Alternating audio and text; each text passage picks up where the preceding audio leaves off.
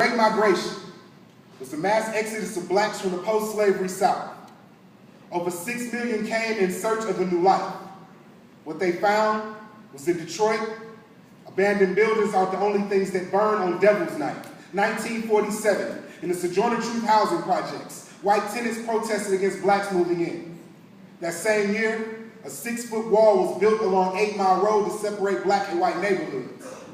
By 1967, the black population in the city had grown to 30%. It was July 23rd, on 12th and Claremont, when those blind pigs closed their eyes to medals of valor. After hours, they said, "We don't care about your rank, son. This is America.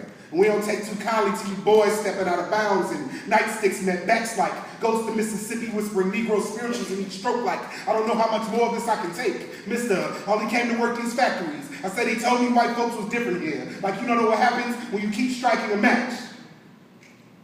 For 5 days, the city burned. Newsweek called it an American tragedy. Over the next 5 decades, my city became a caricature for the words on those pages. Businesses closed.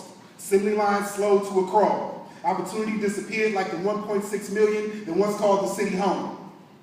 The segregation that many had come to escape now strangled the city like the ropes that had chased blacks from the South. That 6-foot wall may be gone now, but just in case you thought it was only a movie, to the north of that dividing line, the population is 78% white.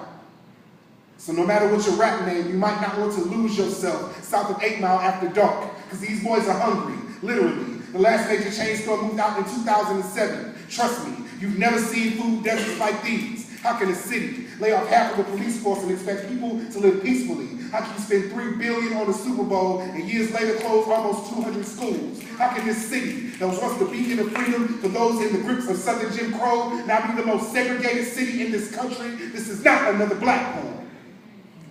It's about the hypocrisy of this American dream. It's about a generation now lives in conditions comparable to a third world country question. When the entire city falls, and no one is paying attention, does it still make a sound? When it implodes on top of itself, how long will it take for the survivors to dig from beneath the rubble in Detroit? There is no black and white, just shades of gray from smoke and dust, the remnants of the trust my city holds for savings that never come.